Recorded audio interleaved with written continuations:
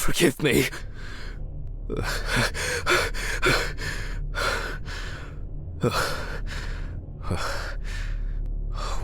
What? Christ. What a dream. Fuck.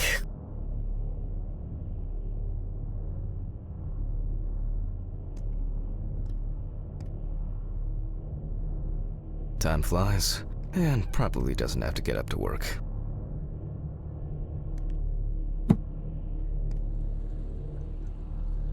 Till death do us part. I wasn't able to support her through this.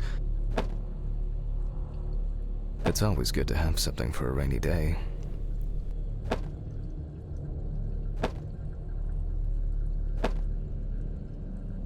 She got it for her first day of work, and she broke it the same day. She said it was for luck. It was a miracle that the coffee didn't wash off the writing. And that she said yes.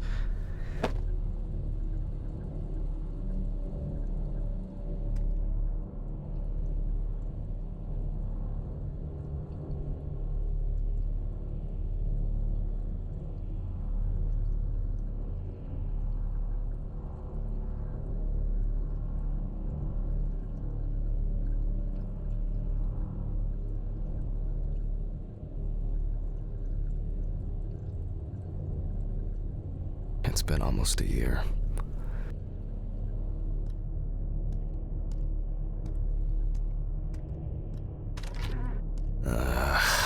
So much light everywhere. Some days, I just feel like setting fire to all this paperwork.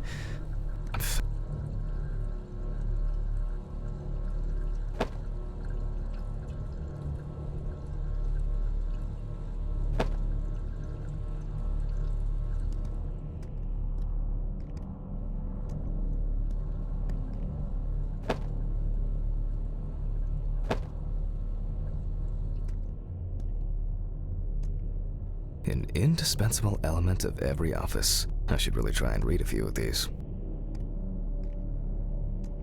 The remnants of last night's binge with Steven. I'm not sure if it's still edible.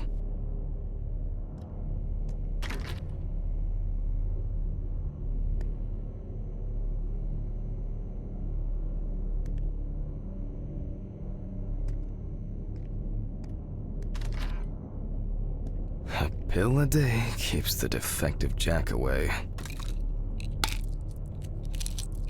It's a shame these won't help with my hangover. It's just too dirty to use. The fucking phone. Okay. I know I'm late. I'll be there soon. It's not like the dead are impatient. Jack, no. Alice? Who is this?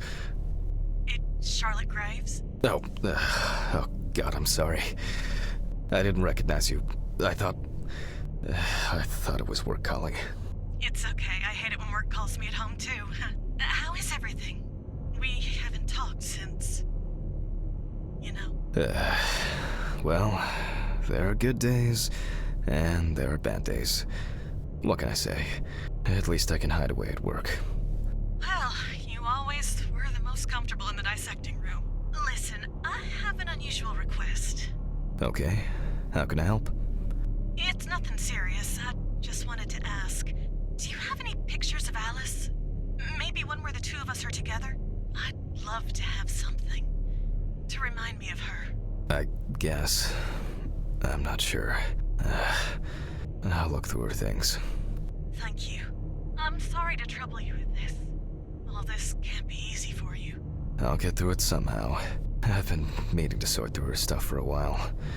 Have you asked Steven if he has anything? Yes, I spoke with him this morning. He said he gave everything to their mother and that I should ask you. I see. Jack, I know you're trying. That you cope somehow. Steven's there for you.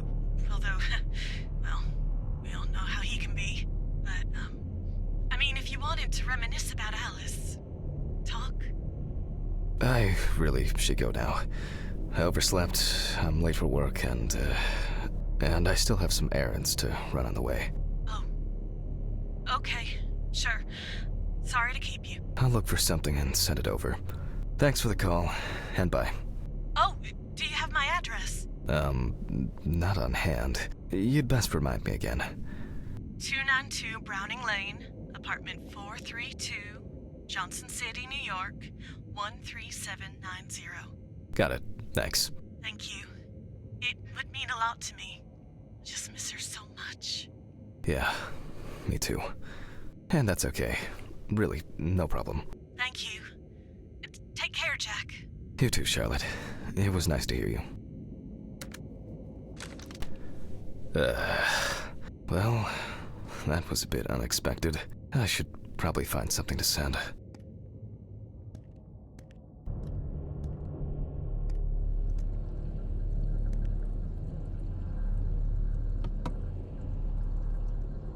Alice and Charlotte in Amsterdam. It's hard to believe they've known each other for so long.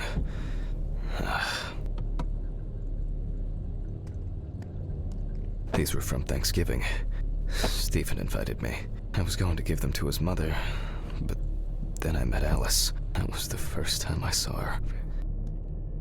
It would be better if Charlotte had this. It deserves to be on display, and not... Okay, time to go to work. I'm seriously late.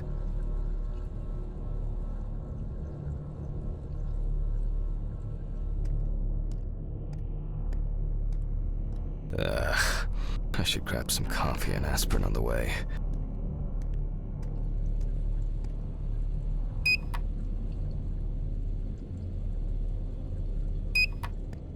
These fluorescent tubes.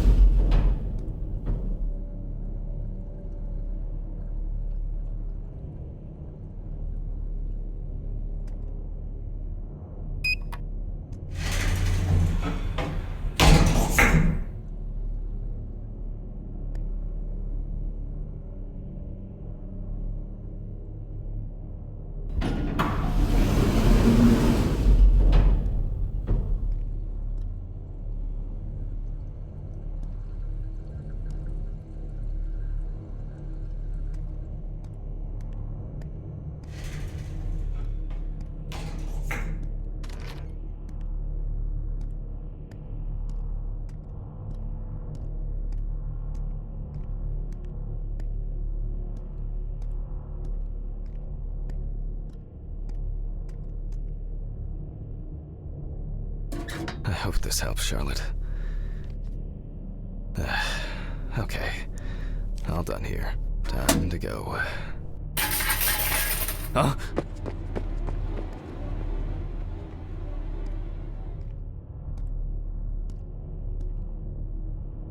Damn. I forgot my jacket.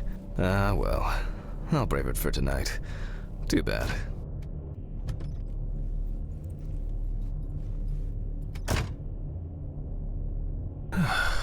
Nice and fresh. At least it's peaceful here.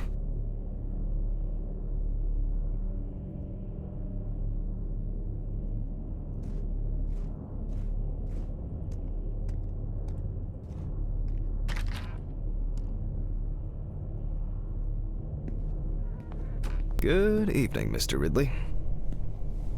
The timesheet handling. Some corpses have more personality than this guy.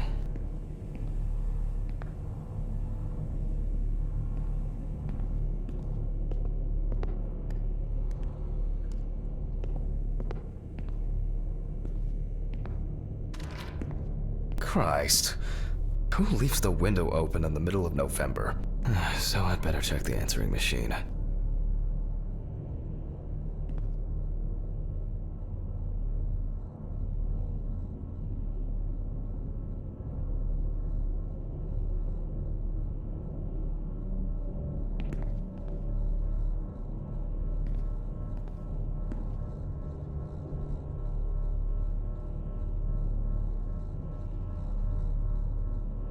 Hi, Jack. I dropped by a little early today. I left the body with Ridley in the corridor. He he wasn't sitting in the locker then, so maybe he'll even throw him into the room.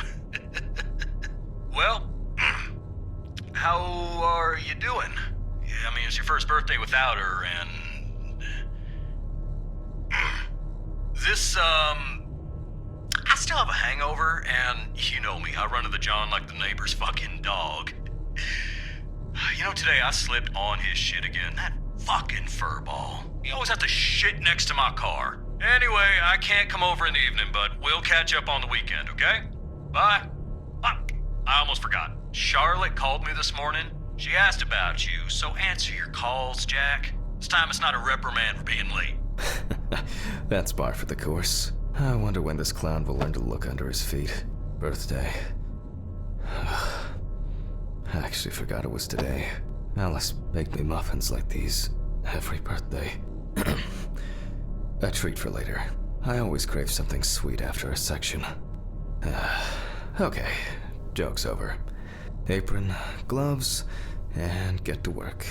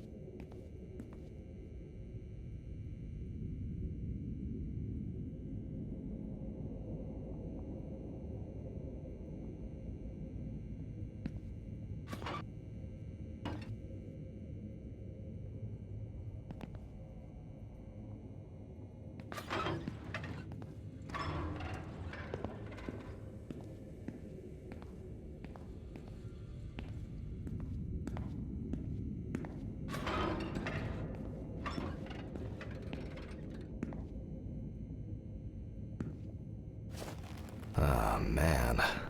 I remember you. You were on that talent show. What was your name again? I need to order another batch of these. I've got to remember to do that later. And that's the whole point.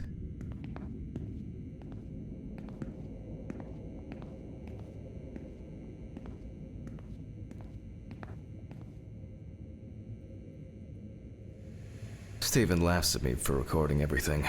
He says I have a bigger collection of stuff like this than most of the creeps he's caught. November 21st, 1991. Time, 9:13 p.m. The autopsy is conducted by Jack Hanman. Lecture for the Medical University of Missouri. After yesterday's lecture, you should already know the ins and outs, so today we'll be consolidating our knowledge. So, where do I start? That's right, Billy's folder. Ah, yes, Samantha Barker. Now remember, there's probably going to be a lot of chatter about this.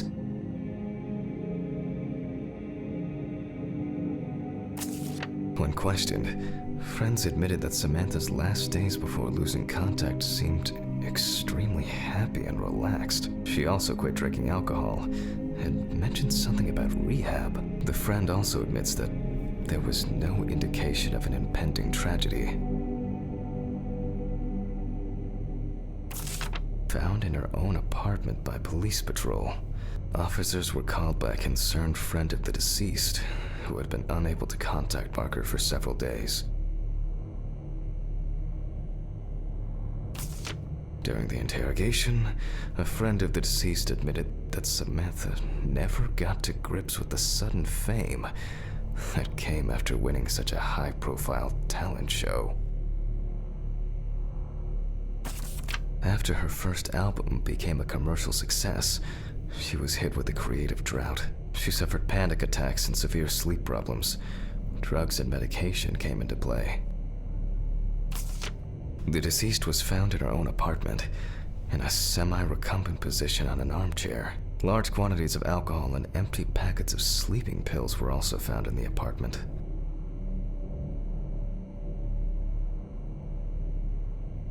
Well, let's see what settled this matter. As you can see, the body is fully clothed. Therefore, before we move on to photographic documentation, we must remove the clothes. Okay, Now we can continue with the examination. Again, begin by taking photographs of the cadaver. I guarantee that over time it will cease being embarrassing for you. First, we photograph the whole body.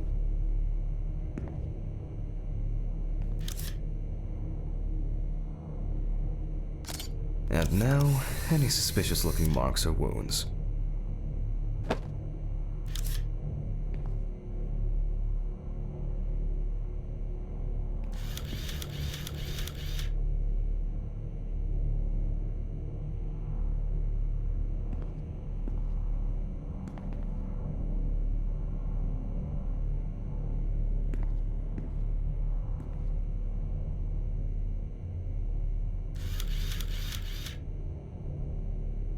You don't get such bruises from a normal contusion.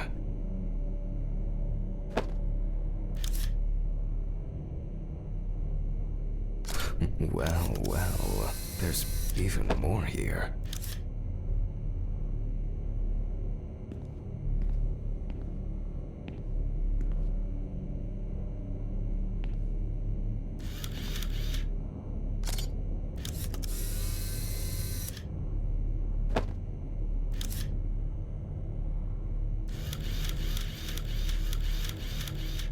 Interesting.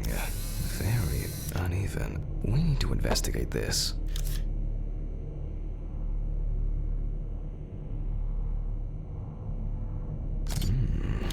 Yes, I've seen this many times. A few we will need to look into here.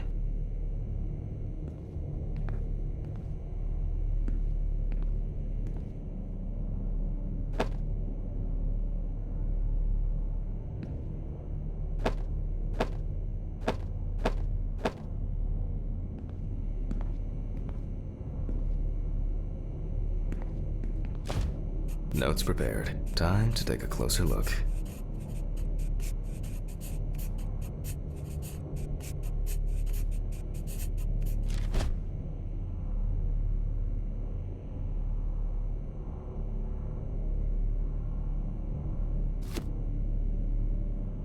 Such bruises are caused by either a very heavy blow or by some internal issues.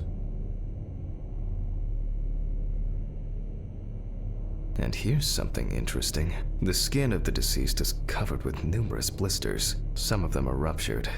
Others still contain fluid residue. The number of bruises suggests that there may have been some kind of tussle.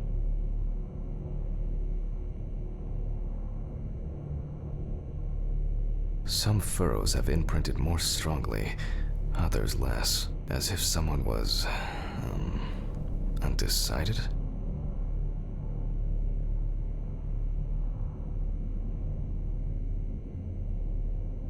More numerous blisters.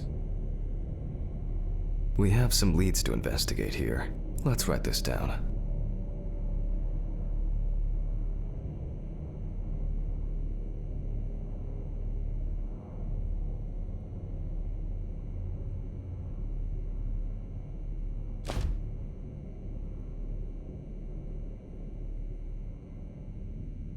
Currently, it's difficult to say whether the bruises were given the condition of the deceased. It's difficult to tell immediately whether the bruises were the result of a struggle, or perhaps the result of iron deficiency. In general, such blisters usually appear in the case of mechanical abrasions, but due to the place of occurrence, this should be excluded. On the neck of the deceased, we can see clear furrows, indicating that strangulation may be the probable cause of death.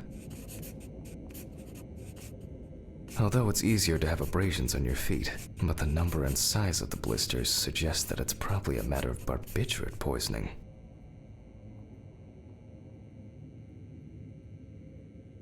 After examining the organs, we can easily verify whether there was internal bleeding or whether the deceased was suffering from something. The examination with a UV lamp will dispel some doubts. Potential attackers could have left traces. I'll add barbiturates to the list of necessary tests. A severed spinal cord, trauma to the larynx, or trachea will verify whether the hanging was the final nail in Miss Barker's coffin. to be checked in the lab later. Given the testimony of the victim's friend, I add alcohol poisoning to the list of potential causes of Miss Barker's death. A blood test will no doubt quickly verify that hypothesis. But first I'll check for external traces. For this we use the good old UV lamp.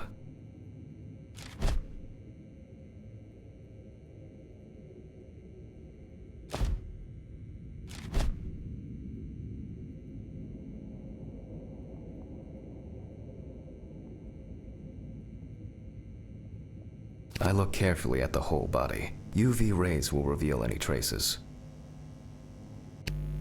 Torso. Empty, without marks. Legs. There's nothing here. Right hand clean. The area around the head is empty. The left hand seems to be fine. No marks. Well. Nothing to surprise us here. Now gently, we take the deceased by the hand.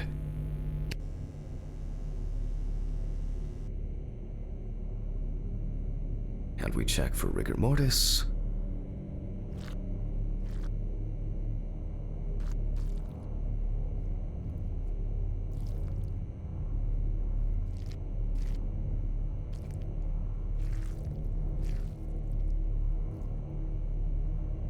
Again, the hand falls freely. After yesterday, you should know what this means. Since we don't have a definitive lead, we will examine all the key organs one by one. So, I'm starting the internal inspection.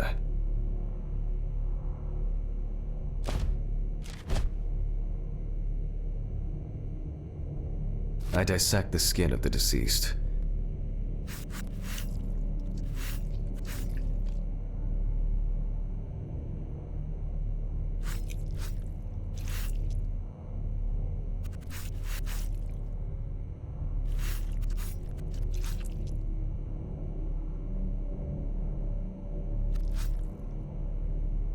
And I proceed to deflect the skin flaps.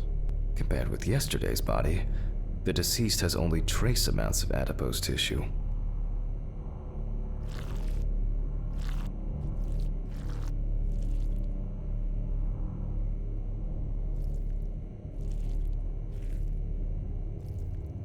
Now for the ribs.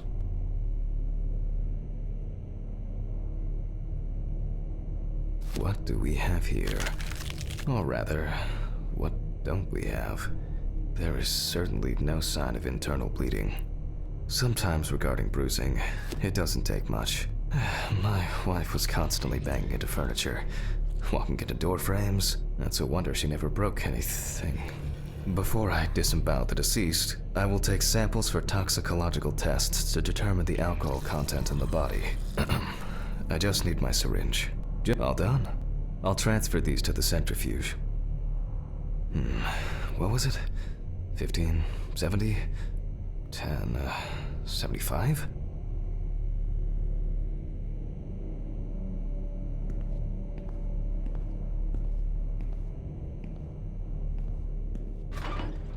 Maybe one day I won't need my notebook.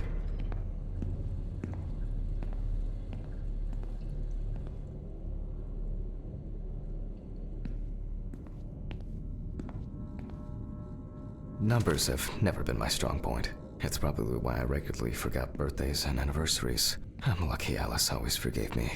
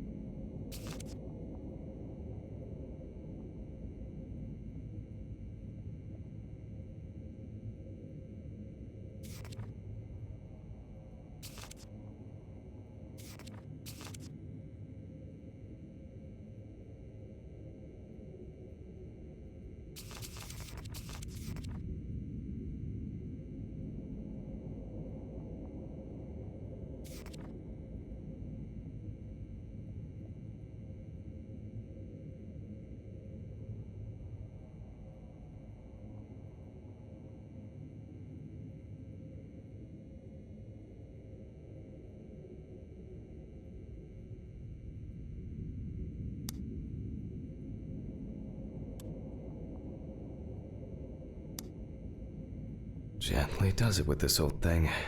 Handle with kid gloves.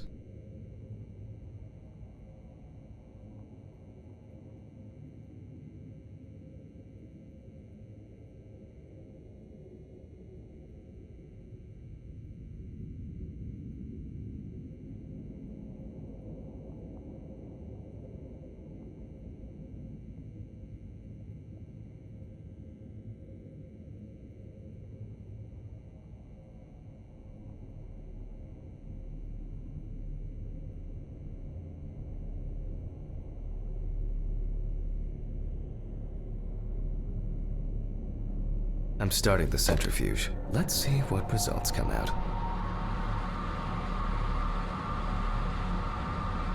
The laboratory is already open, so... Fucking hell!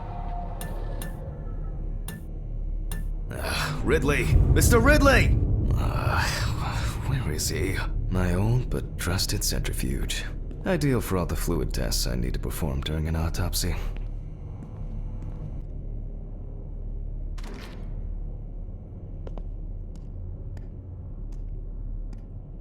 First the right, and then the left.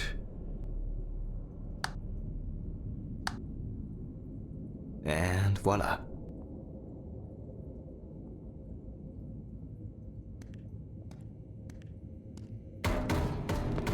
What?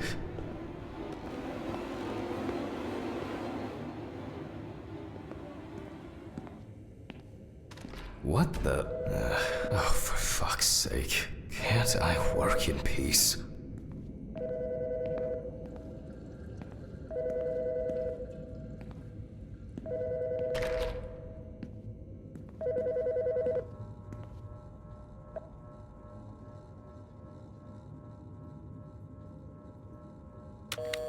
Jack Hanman speaking. Easy, why so rude? Steve? Sorry, man. This place is falling apart, and Ridley won't even lift a finger to help. You just can't work here. Did the centrifuge trip the fuses again? Yeah, eventually everything's gonna go up in smoke. Look on the bright side. It's free cremation with your autopsy. Jesus, stop it. That shit pisses me off. Okay, sorry, Jack. Anyway, I'm calling to ask how the autopsy's going. Soon there'll be journalists sniffing around for info, so we'd best be ready. I'll whiz through this in a couple of hours. It doesn't look like a complicated case to me. More of a formality. The report will be available in the morning. Sounds great. Thanks. Phew! How's your head? Well, my head seems better than yours. On the way to work. Holy fuck. Jack, turn on the radio. What? What's happening? Quiet. A 3-car police convoy was involved in an accident near Pete's Bay Bridge while transporting prisoners to Orleans Parish Prison. At the moment, we do not know the exact number of victims or whether any of the convicts escaped. However, the scale of the accident indicates a large number of victims, possibly even fatal ones. Police are on their way to investigate the incident and secure the area. We know that the injured prisoners are on death row. The police were to transport them to their execution, which was to take place tomorrow morning. Many of them are very dangerous criminals. We will report on the matter on an ongoing basis, so stay tuned with us. What? Steven, was Red Pete one of the passengers? He was, wasn't he? What if he survived? Jack, I have to go. They want me on site. What if he survived? I gotta go. Talk to you later, okay? Fuck. Calm down, Jack. Pills. I need my pills. You heard him, Jack. A serious accident. Lots of victims. He's definitely dead. Yes. Nothing's going to happen. Christ. I've got to get back to work.